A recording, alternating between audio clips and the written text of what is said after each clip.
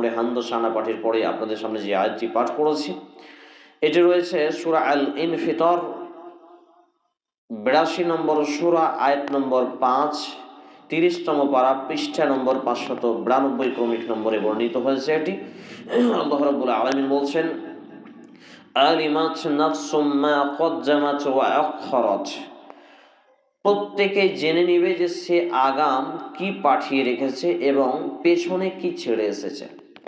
কথাটার ভাবার্থ, ওজন, গুরুত্ব এতটাই বেশি। আমাদের যদি কোরআন এবং হাদিসের জ্ঞান থাকে তাহলে আমরা বুঝতে পারবো যে এর ওজন বা এর গুরুত্ব কত বেশি। আলিমাত নাফসুম মা কদ্দামাত ওয়া আখখারাত, প্রত্যেকেই জানবে, জানতে পারবে, বুঝতে পারবে কোন দিন?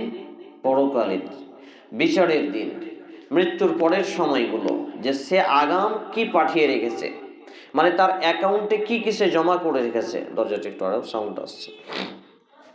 এবং সে পেছনে কি ছেড়ে এসছে, মানে দুনিয়াতে কি ফেলে এলো, আর পরকালের জন্য দুনিয়া ছেড়ে যে সে চলে গেল তো সে জায়গার জন্য কি নিয়ে গেল, সেখানে কি পাঠিয়ে রেখেছিল, মারা যাওয়ার আগে সে কত কি এখানে ব্যাংক ব্যালেন্স জমা করেছিল, নেকি, টাকা পয়সা, দান সাদকা, ভালো কাজ করে, নামাজ, রোজা, হজ, যাকাত, বরখা, পর্দা, স্বামীর আনুগত্য, পুরুষদের জন্য পিতামাতার সেবা, মিসকিন ফকিরকে দেওয়া, সাহায্য সহযোগিতা করা, প্রতিবেশীর হক, দরিদ্রকে দেওয়া, গাছের ফল দেওয়া, বাড়ি থেকে তরকারি রান্না করে দেওয়া, কোনো জিনিস আমার আছে কারো নেই সেটা দেওয়া, যাবতীয় যে নেকি ভালো কাজগুলো, এগুলো সে কি পাঠিয়ে রেখেছে মরার আগে।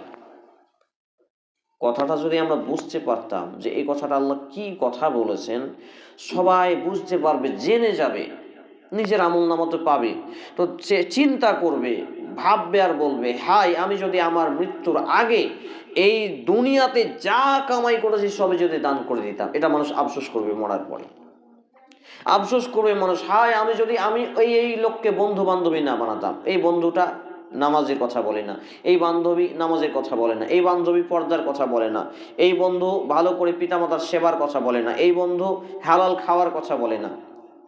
এইভাবে সে নিজেকে তিরস্কার করবে। অনেকেই আঙ্গুল কামড়াবে, দাঁতে আঙ্গুল দেবে আর বলবে, হায় আমি কি করেছি দুনিয়ার জীবনে, যদি বেশি বেশি দান সাদকা করে আসতাম, মানুষের উপকার করতাম, কাউকে গালি না দিতাম, কাউকে কষ্ট না দিতাম, যদি পুরুষরা বলবে আমি যদি স্ত্রীকে একটু শাসন করতাম, বেহায়া নির্লজ্জ না বানাতাম, বেনামাজি না বানাতাম, এদিন সেদিন আফসোস করবে মানুষ যে সে আগাম মৃত্যুর আগে কি পাঠিয়ে রেখেছে, আর সে পশ্চাদে মানে পেছনে কি ছেড়ে আসলো।